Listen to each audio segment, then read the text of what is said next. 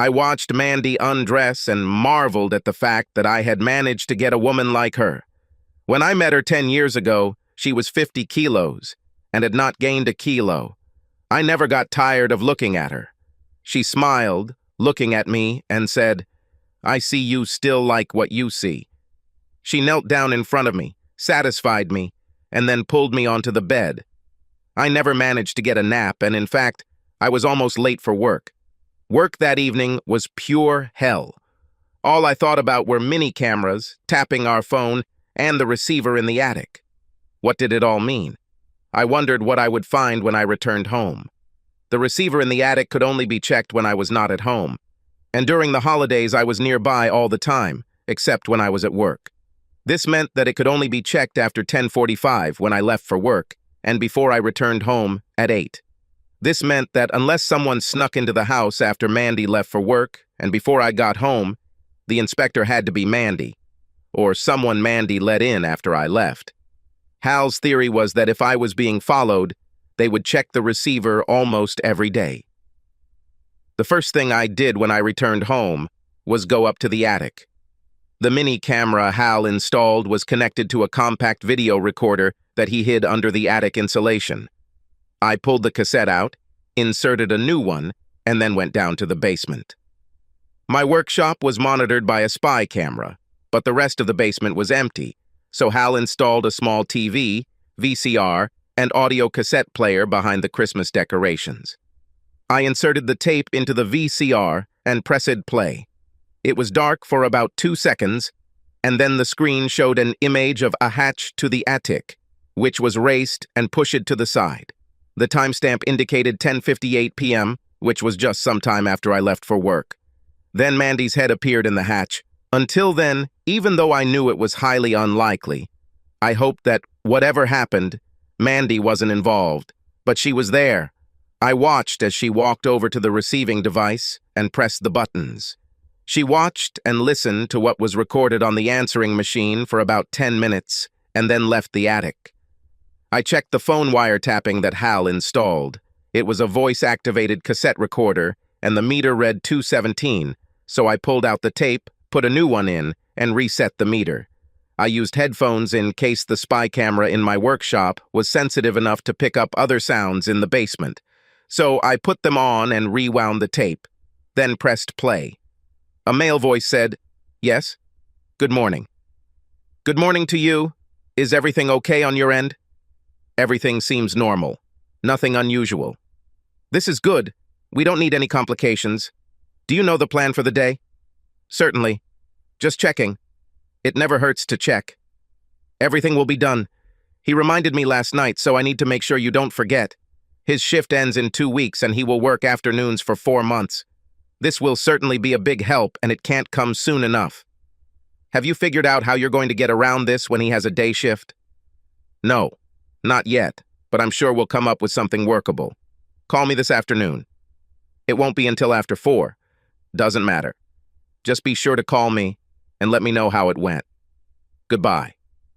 Bye. I sat there, staring at the tape recorder, thinking, what the hell is going on? "What are you doing, Mandy?" Hal wasn't surprised when I told him it was Mandy who checked the radio in the attic. Unlike me, he didn't deny it, and knew from the very beginning who it had to be. He listened to the telephone conversation and shook his head. "I already said this, Rob, but it sounds bad. At least she's doing something they don't want you to know about, and it must be some hard shit if they spend over $30,000 just to keep an eye on you. I think you need professional help with this matter." "You already said this once." "What do you mean by professional help?" "I mean, you need a private investigator to figure out what Mandy is up to." "I can't afford the kind of money it would take to do something like that." "This is not necessarily true. You might be able to do this without money." "How?" "The guy I'm thinking about has a private jet. I think he said it was a bonanza for Beechcraft. Maybe you could work on his plane in exchange for him looking after Mandy. He doesn't really need the money anyway. Being a private detective is more like a hobby for him." "Hobbies?" "Yes. He used to be a stockbroker or some other financial genius, and he either made or got a ton of money. And then he retired and opened a detective agency because he always had a dream of being a private detective. It turns out he had a flair for it and was successful at it. But if I were you, I'd wait 2 weeks. Why? Because you will be free at night and in the afternoon. Right now, whatever she does has to be done during the day while she is at work or should be at work. When you are on the swing, she will have both evenings and days to work. This will give Glenn a better chance of quickly figuring out what's going on. I don't know if I can hold out that long. Only you can judge this. I'll call Glenn today and ask him if he'd be willing to make a deal with you. Today, I'm going to buy one of those prepaid cell phones and not tell Mandy about it. I'll call you on this number when I get it. I don't want to use my regular cell phone. As high-tech as all these things they use are, I don't want to risk my cell phone being tapped. Good idea. I had to think about it myself. I called Hal at 4 and gave him a prepaid phone number, and he told me that he called a private investigator friend of his, and that the friend was interested in making a deal, and he gave me the man's name and phone number. I called Glenn Hawthorne as soon as I disconnected from Hal and arranged to meet him the next morning at 11. That evening, I pretended everything was fine, and as far as I could tell, Mandy accepted it. The next day, when I got home from work, I didn't bother checking the camera in the attic, since it had already shown me what I needed to find out, who was checking the remote receiver, and I immediately started tapping the phone. Good morning? Good morning. Everything is fine? He's been a little out of sorts lately, but that's not uncommon. He usually gets like this towards the end of his hard shift. Did you receive a message yesterday afternoon? About the fact that you were canceled? Yes, I heard. Friday is still ahead, so contact me tomorrow. Goodbye. Bye. At 11, I walked into the Hawthorne Investigative Agency office and met with Glenn Hawthorne, the owner and only employee. He already knew some of the story from Hal, and I gave him the phone tap tapes. He listened to me and raised an eyebrow. They don't tell you anything that you can use, but they tell you a lot because they let you know that something very sneaky is going on. So, what do you want? I just want to know what the hell is going on. We made a deal.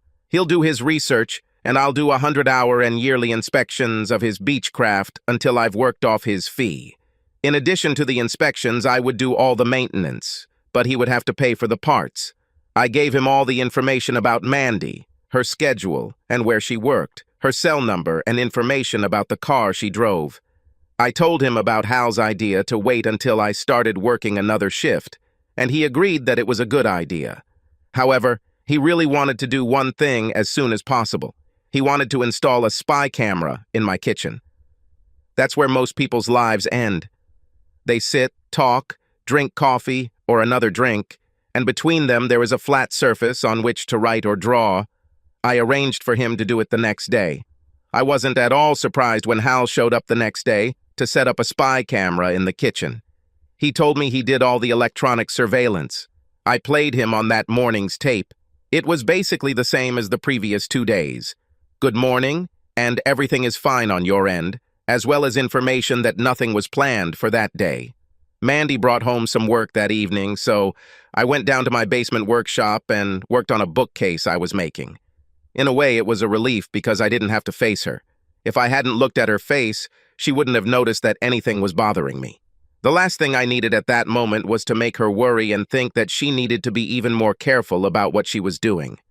On Friday morning, the man on the other end of the line said, "Have a nice weekend," which told me that whatever Mandy was doing, it only applied to Monday and Friday. Trying to understand what was happening was driving me crazy. Mandy's behavior towards me was the same as it has been since we started dating. She was loving, affectionate, and our love life was wonderful. We haven't quarreled for many years. I couldn't notice anything wrong in our relationship. What the hell could she be doing that she and whoever she was doing it with had to be so afraid to let me find out? Well, maybe I'll start getting some answers on Monday when I start working this afternoon and Glenn starts working on the problem. I think I managed to get through the weekend without alerting Mandy that all was not well. She didn't get calls in the morning because for the next 4 months, I would be coming home in the morning. She would either have to talk to this man on the phone in her office, on her cell phone, or after I left for work. I made a mental note to ask Hal if we could put a voice-activated recorder in her car. like the one she put in mine. On Tuesday morning, after Mandy left for work, I reviewed the audio and video recordings from Monday. There was nothing interesting in the video, but there was something in the audio recording. Hello, just checking. Is this still valid for tomorrow evening? As of 2 hours ago, I don't really expect this to be canceled. Are you sure everything is okay on your end? There shouldn't be any problems. It would be better if there were no problems. We don't pay you to have problems. And you won't have them, Mandy barked at him. They said goodbye, hung up, and left me to think about something else. Did Mandy get paid? Did this have anything to do with her job? On Wednesday morning, at 8:13, my marriage ended. It turns out we didn't need Glenn to find out what Mandy was up to. Only what Hal planted in the house did the trick. Once Mandy left for work and I had breakfast, I went to check the audio and video recordings from Tuesday. Video from the attic showed Mandy loading the receiver into what appeared to be a portable CD player. The camera in the living room captured Mandy walking into the room with a man I didn't know, and they walked over and sat down on the couch. The man hugged Mandy and kissed her, and then asked how long he had. She told him he needed to leave by 11, and he said he didn't think he would have enough time. She giggled and said, "You mean you still have something left after spending 4 hours in your hotel room?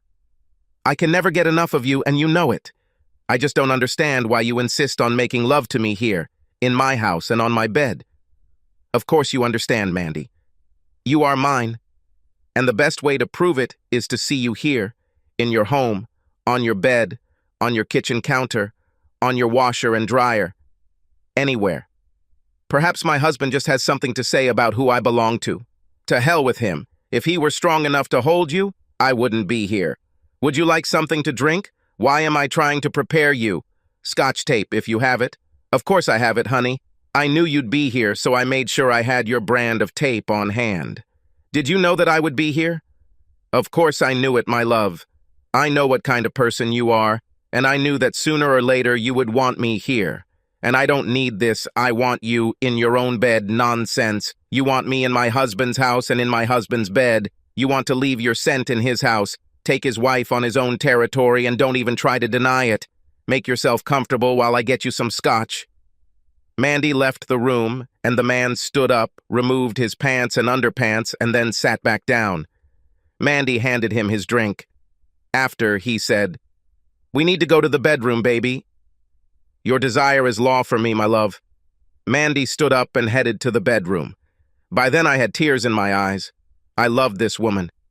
Mandy was my life from the day I first met her, and in all the years that followed, I thought she felt the same way about me.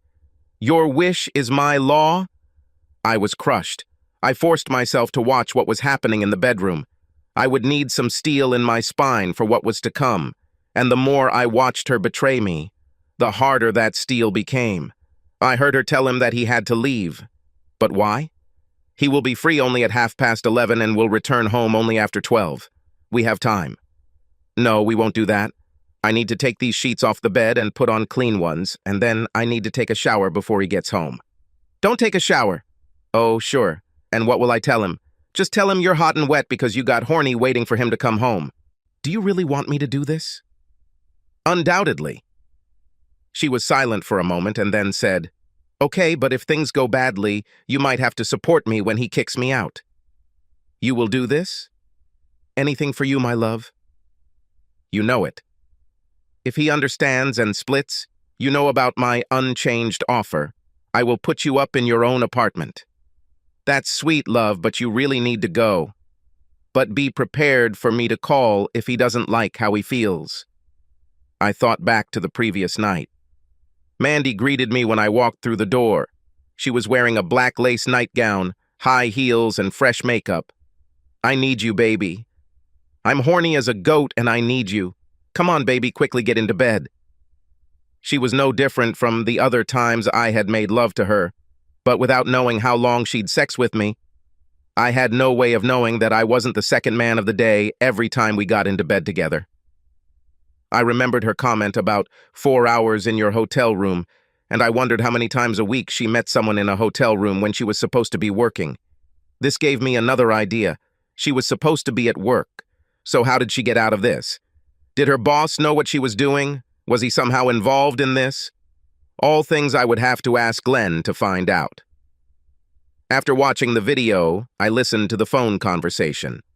Hello? He left. Everything went well? He still wants to make me his mistress. It's a shame that we can't do this. This would certainly improve the situation.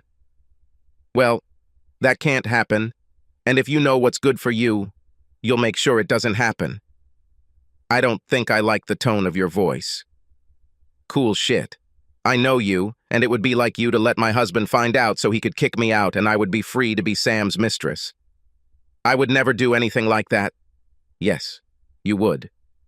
And the only thing stopping you is the sure knowledge that I would snitch on you and every one of the half-dozen or so men you made me care about. You destroy my marriage, and I will destroy yours, and don't forget about it. I won't forget this. See you tomorrow evening. And he hung up. Now I had even more to think about. It sounded like Mandy was doing what she was doing in protest, but that didn't mean anything to me. The fact is that she did it, and that's all that mattered to me. The man she had cared for the previous evening was bad enough, but, in her own words, there were also half a dozen or so others. How long did this last, and why didn't I know anything about it? I called Glenn, brought him up to date, and told him to focus on the man Mandy had spent the day with. He already knew about this man, as he had been working on Mandy since I started working the shift.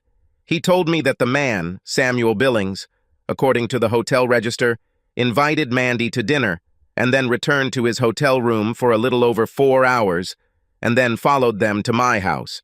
I told him that Mandy was going to meet the man who was behind it all that night, and I told him that I wanted everything about Samuel Billings that he could get me. I intended to find out who the half-dozen or so were who were making Mandy do what she did, and then I was going to destroy them all. Mandy was waiting for me again when I got home that evening. We had sex twice before she snuggled up to me and fell asleep. I lay there, staring at the ceiling, thinking about the last couple of years. As far as I could see, there was no change in Mandy's attitude towards me. She was gentle and loving, or an excellent actress, and our sex life was as good as ever. There is no way in hell I could point to something and say, "Here! Right here!" That's when what she does began. When I finally fell asleep, my head was full of questions to which I had no answers. I waited an hour after Mandy left for work before checking the audio and video recording.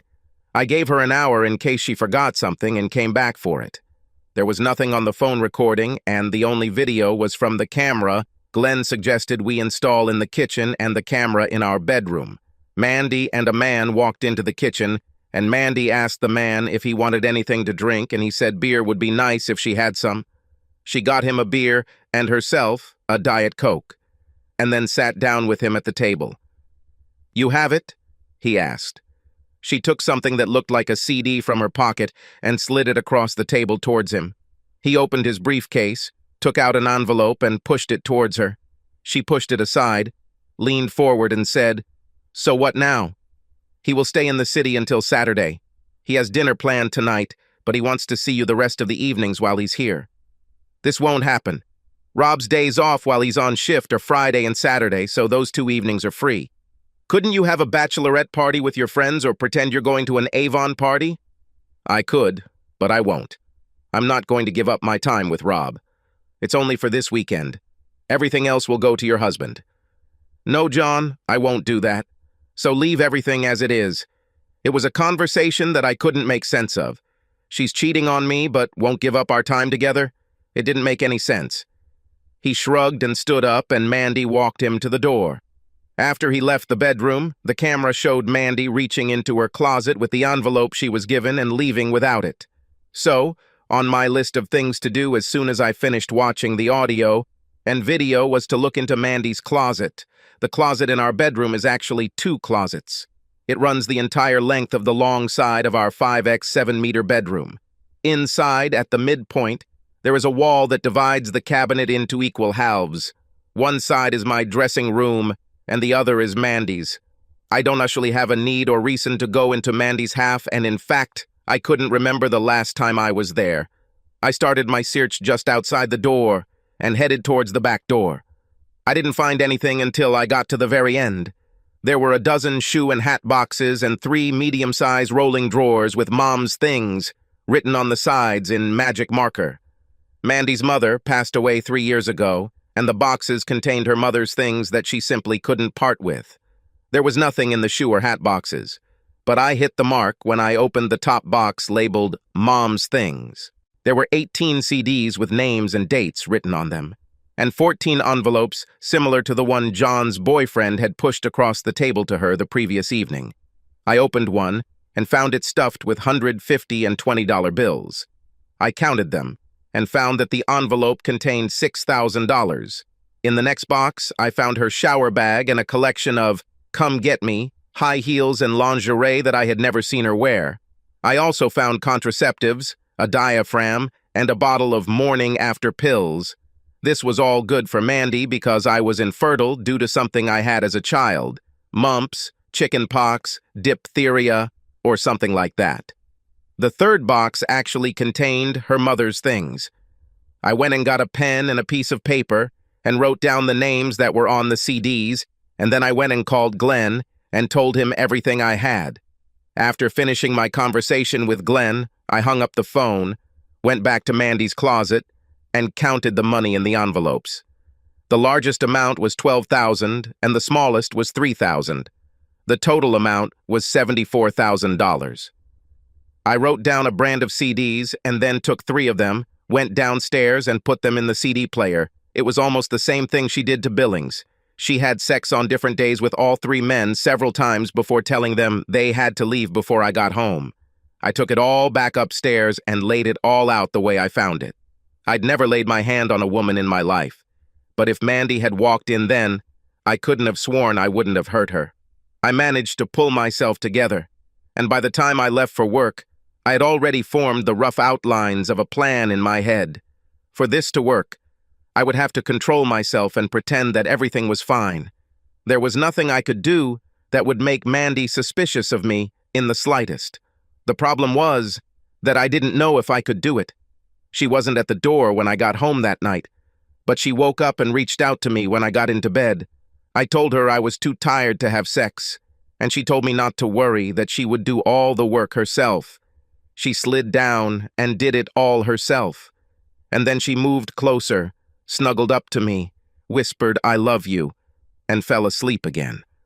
I lay there, staring at the ceiling, trying to piece it all together. Everything she said to me and did to me was what a loving wife would do. But how could she when she did what she did? It just didn't equate. The next day's audio featured John's boyfriend calling to make sure everything was okay for the evening, and then Mandy calling John to tell him that Billings had just left and that everything had gone well. The video was almost a repeat of what happened last time. Initial work on the couch, transition to the bedroom, sex. She showered, made the bed, and then climbed into bed and started reading a book. And at that moment, I stopped watching. It was my first day off, so I was home when Mandy got home from work. I had dinner ready, and she told me she wanted to take a quick shower before eating. I spent most of the day in a smoky conference room, and I have it in my hair and on my clothes, and I stink. This told me she had probably spent part of the day with Billings or some other guy and needed to get his scent off her before I noticed. This thought made me a little angry, and I headed to the bathroom, throwing off my clothes as I went. When I arrived, she was already in the shower with the water turned on. She stood with her back to me. She obviously didn't hear me move the curtain aside, climb inside, and draw the curtain. The first time she realized I was there was when I grabbed her hips and leaned forward to keep my knees from closing her legs. I had sex with her hard and steady, and then I came out and told her to give me a washcloth.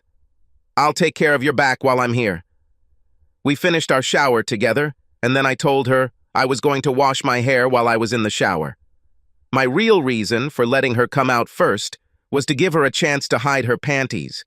And of course, when I got out of the shower, they were gone. I also wondered if she had gotten so used to being deceived that she had become careless in her actions. Why didn't she shower and freshen up in her Billings hotel room? If she knew she was going to meet him, why didn't she have a spare pair of clean panties in her purse? Why risk coming home fresh from sex when she knew I'd be home when she got there?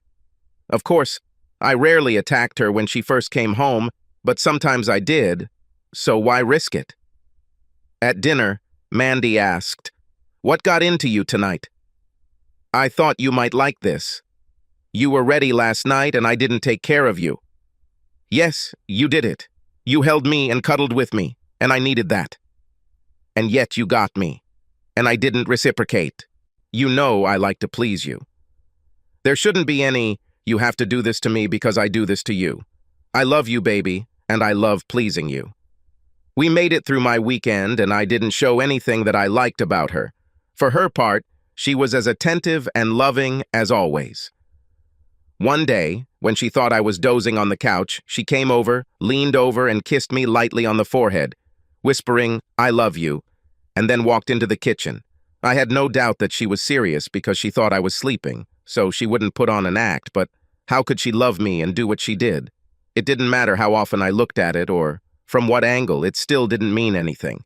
Twice I almost spoke out about it, but both times I stopped because it would mean that I would give up my plan to find out about all the men she dated and get even with them. My revenge was paramount, and if Mandy knew that I knew, she would no doubt let John's boyfriend know, and I would lose the element of surprise. I didn't want them to see this happen.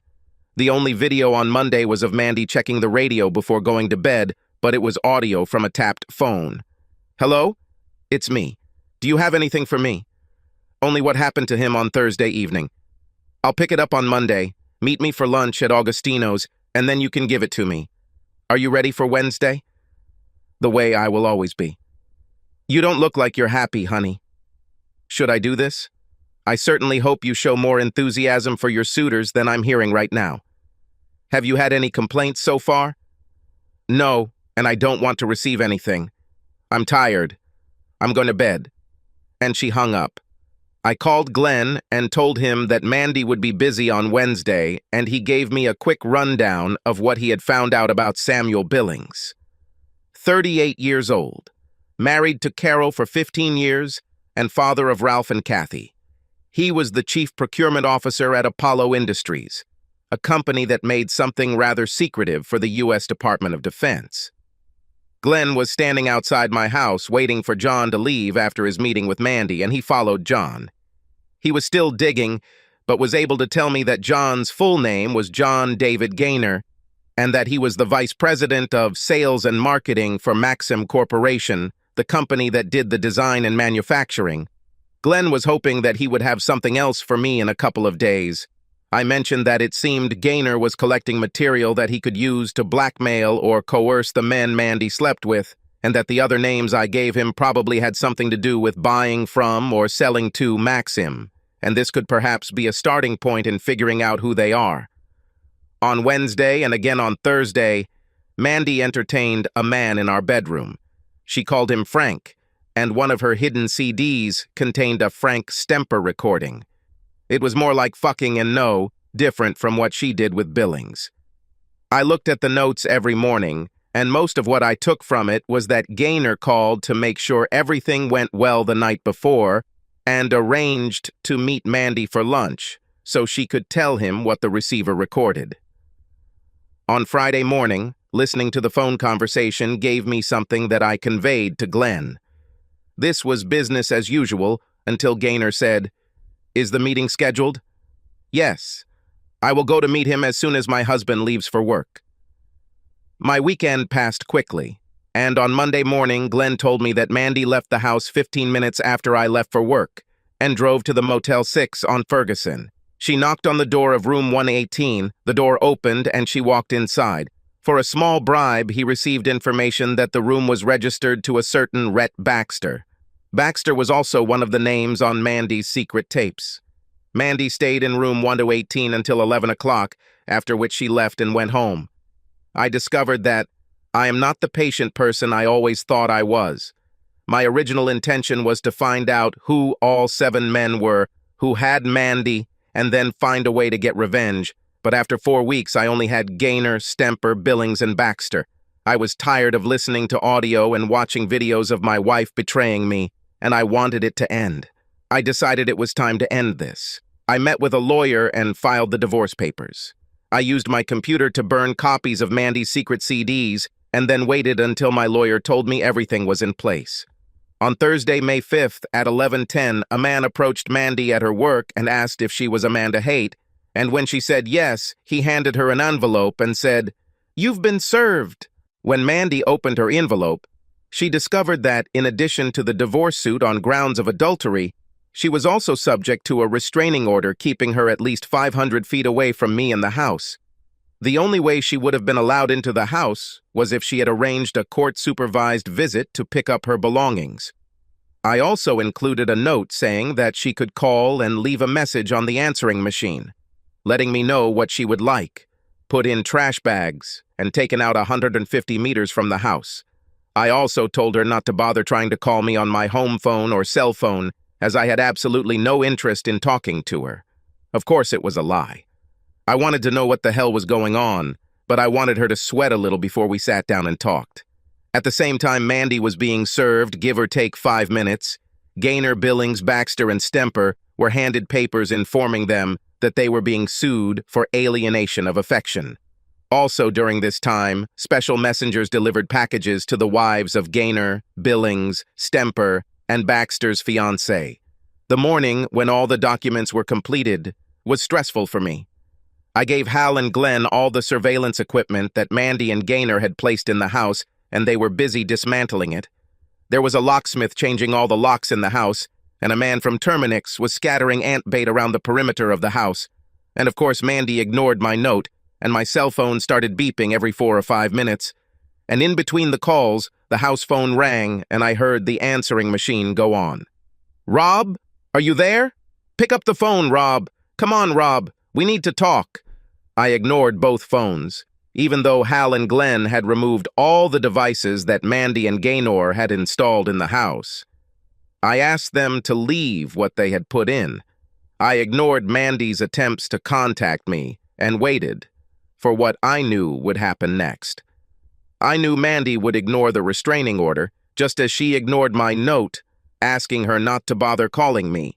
Sure enough, when I came home from work on Sunday night and watched the footage, the kitchen camera showed Mandy entering the kitchen through the door leading to the basement. The bedroom camera showed her going into her closet and then coming out with a look on her face that could kill. She was probably upset that her CDs and $74,000 were not there. A camera in the attic showed her sticking her head out of the hatch and seeing that the Hallman XK116 digital voice recorder had disappeared. I went down to the basement and saw that one of the windows was broken, so I called the police and reported a break-in. I gave them copies of my security system and told them that 3 credit cards, $1,000 in cash, and my .38 Smith & Wesson were missing. Specially. It's a lie, of course, but I wanted to make Mandy's life as difficult as possible. I casually commented on the fact that I couldn't understand why she took the revolver, and then I suddenly said, "Oh shit!" And one of the detectives said, "What?" "She's not very happy about our divorce. You don't think she—" "No, she wouldn't do that. At least I don't think she would. Do you think maybe I should buy a bulletproof vest?" I told them where she worked, and at 9 in the morning, they arrested her in front of her co-workers. She was charged with breaking and entering, theft, and a separate count of theft of a firearm, and violating a restraining order. Her father posted bail for her, and when I got home from work that evening, there was a message on my answering machine from Mandy. Briefly and to the point. "You bastard." I smiled, removing it. I intended to take what I had and go to the president and CEO of Maxim and ask him if he knew about Gaynor's activities, but then decided not to. I was suing Gaynor, and losing his job would mean losing his income, so I decided to wait until the lawsuit was settled before doing so. Mandy called me 2 or 3 times a day, but I didn't answer any of them. She sent me letters, and I returned them to her unopened. She was sitting on the hood of my car in the hangar parking lot, waiting for me to get out, so I took the service bus to the terminal and took a taxi home from there. Over the next month, I heard everyone on both sides of the family tell me that I was unfair by not talking to Mandy, and I told them all the same thing. She cheated on me with 7 different men, got caught, and we had nothing to talk about. By cheating on me, she lost all right to communicate with me. I would sit down with her and let her talk, but it would be at a time of my choosing, not her. Frankly, I wanted her to suffer. The fact that I also suffered did not mean much to me. The problem was that I loved her. Even knowing what she did, I loved her. The problem was compounded by the fact that I truly believed that she loved me. What I couldn't understand was how she could love me and do what she did. Judging by the hidden discs, she had sexual intimacy with at least 7 different men over the past year and a half. Men with whom she had sex, and then came to my house, still smelling their stench on her. Oh, I know she probably took a shower before coming to me, but their hands were on her and they were in her, and the shower couldn't fix that. I did not move in the same social or business circles as Gaynor, Billings, Baxter, or Stemper, so I had no idea how they dealt with their wives and fiancés, but my lawyer told me that their lawyers had contacted him.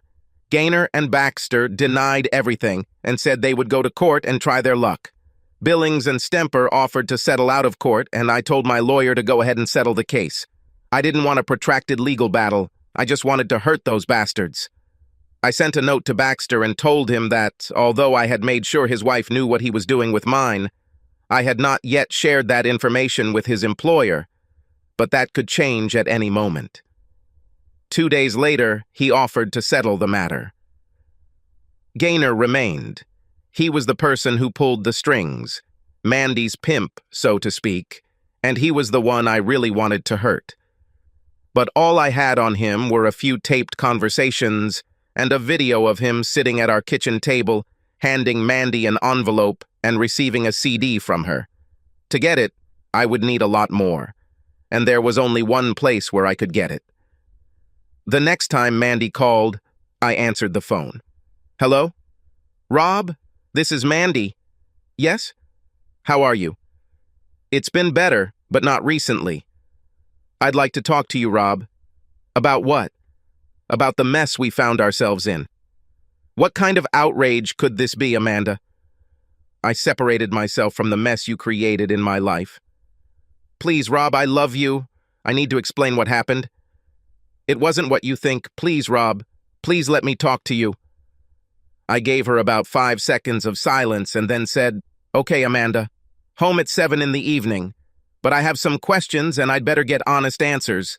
The first time I even think you're not being honest with me, you'll walk out the door and there won't be a next time. You have one chance, and that's it today. You understand? Yes. I won't lie to you, Rob, I promise. Will this be anything like the promise you made to me when we got married? You know, the one where you promised to be faithful to me? I'm sorry, Rob. I probably deserved it, but there will be no lie. See you tonight. Goodbye. She parked in front of the house at 20 minutes to 7.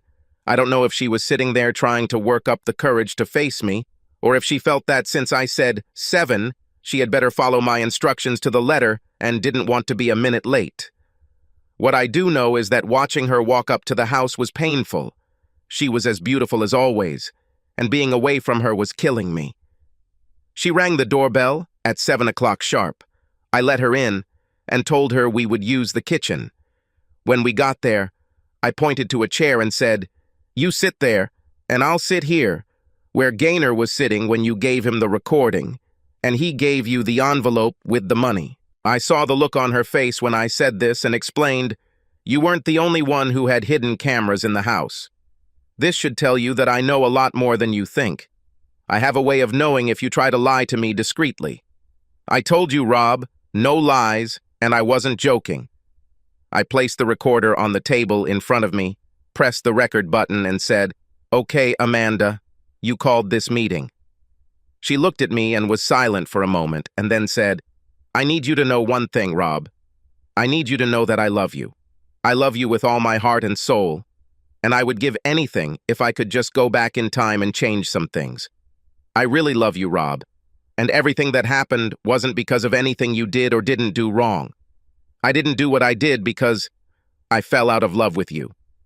I did this because I love you so much that I can't bear the thought of losing you. I just sat there and listened, silently looking at her. What I did, Rob, I did because I was forced to do it by blackmail.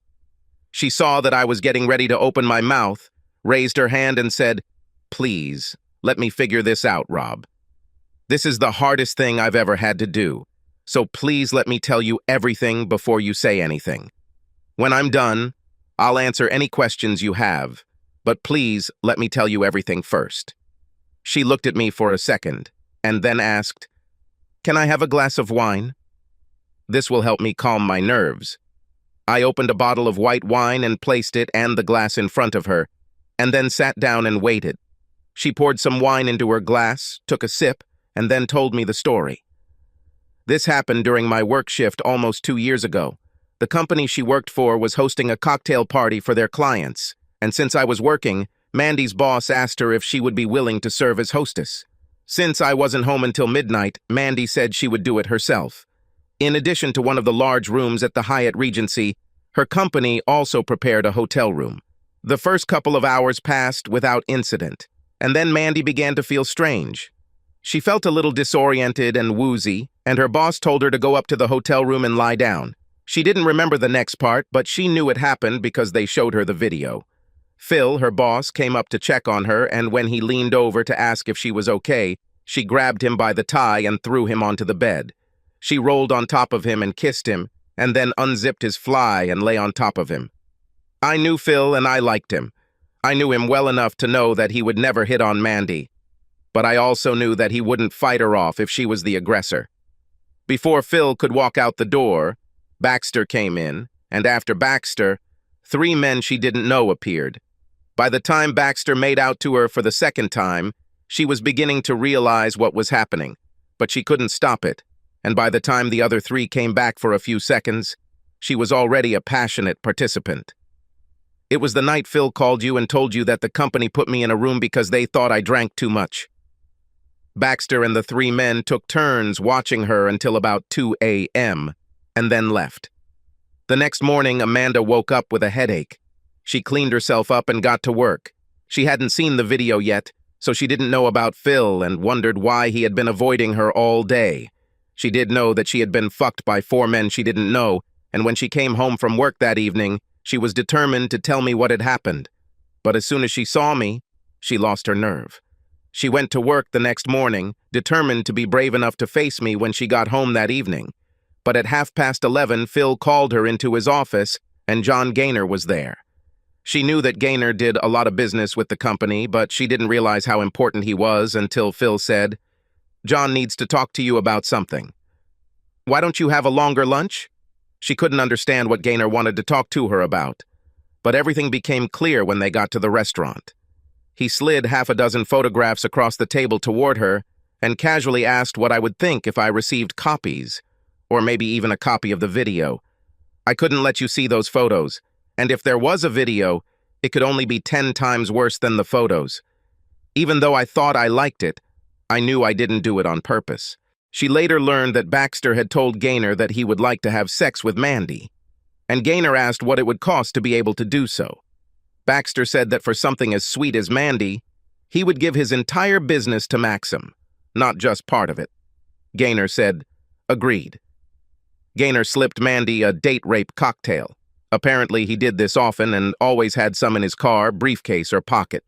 When Phil told Mandy to go up to the hotel room, Gaynor said he was going up to his room and offered to walk Mandy up to her room and make sure she got there safely. He laid Mandy on the bed and then hurried upstairs to the room he had already rented. He planned to set up a buyer from another company with an available girl and record it on tape.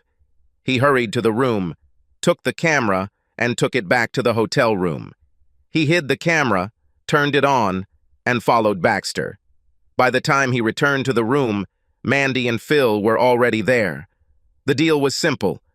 Gaynor needed a favor, and if Mandy agreed to do it, he would give her the photos and videos. The favor consisted of him spending the day with one of his clients. She had to, simply had to, have these photos and the accompanying video, and given what she'd already been through, what was one more thing? One more and she would have gone under the hammer. She would still tell me what happened, but she would tone it down a little, perhaps limiting it to telling me about Baxter. But the most important thing was that I would never see the photos and videos. She agreed to provide a one-time service. She spent the afternoon in a hotel room with his client, and Gaynor gave her photographs and video footage of the cocktail party. She destroyed them, and then started working up the courage to face me and tell me about the cocktail party and what happened. I was working overtime that night, so her confession would have to wait until the next day. The next day, Gaynor called her and said he needed another favor. He had another client to take care of. She laughed at him and told him not to forget about it. Now that she had the photos and videos, he had no power over her. Gaynor then told her that yes, she did have the originals, but he had copies, and he also had a recording he had made of her while she was courting his client the previous afternoon. Since then, she has become Gaynor's little girl. To prevent any attempt she might later make against him by going to the authorities due to him blackmailing her, he began paying her commissions on sales, which happened after she took care of one of his friends, and he did it in his rented apartment, so he filmed her taking the money and putting it in her purse. The furnishings in our home served a dual purpose. Firstly, to record her meetings at home, and secondly, Gaynor wanted to keep an eye on me to see if I became suspicious and started checking Mandy. He had a good relationship with her, especially with guys like Baxter and Billings who kept coming back for more, and he didn't want to lose them, so he kept an eye on me to adapt if I started to get suspicious. Mandy finally woke up to the fact that if he could use the tapes against her, then she could use them against him, and she began making 2 copies of everything she captured from the receiver. She kept one set for herself, and when the time came, she was going to tell Gaynor no more. And when he threatened to show her the tapes, she told him that if he did, she would snitch on him to every guy she was with. He forced her to have sex. And when was this supposed to happen?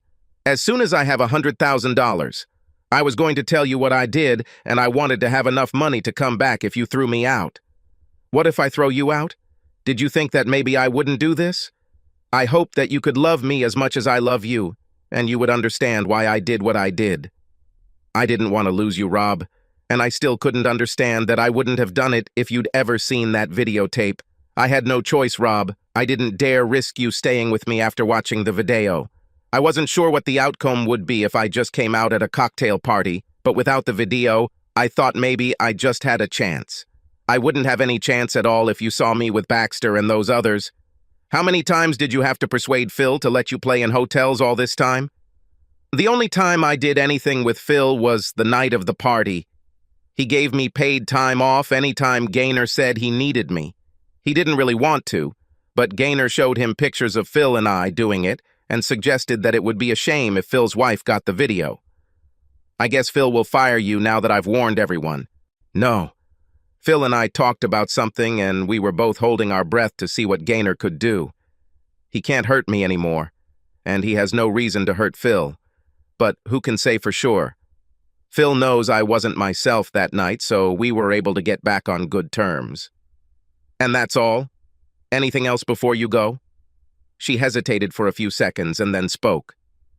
I was hoping that I could convince you to give me the money you took from my closet. Now that you kicked me out, I could take advantage of it.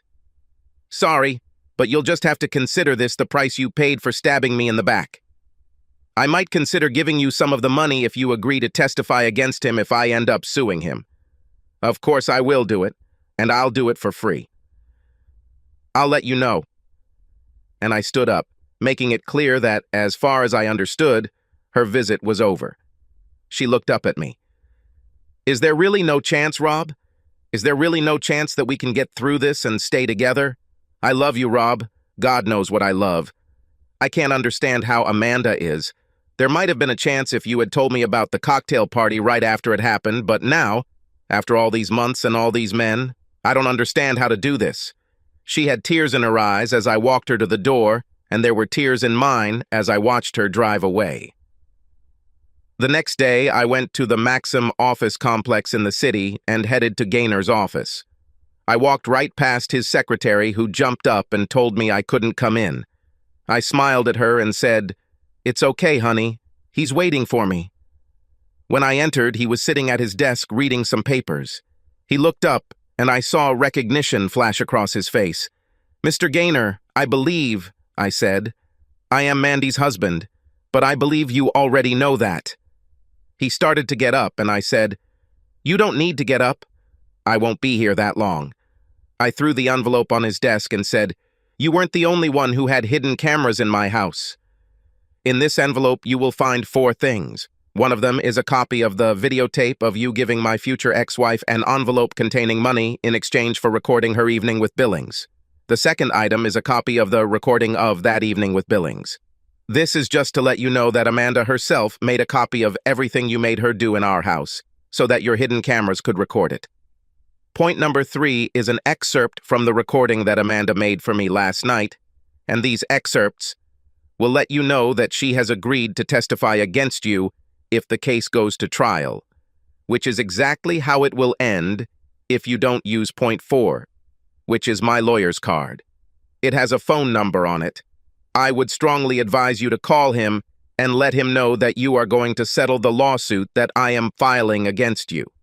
If you don't make that call, I'll lay everything I have on the DA's desk next Friday." I turned to leave the office, and when I got to the door, I turned to him and said, "Hey, you're having a great day today," and then walked away.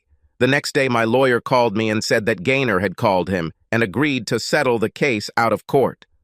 I waited until all the receipts had cleared and the dust had settled, and then I made 6 copies of everything I had and sent 1 set to the president and CEO of Maxim and 1 copy to each of the 5-person board of directors.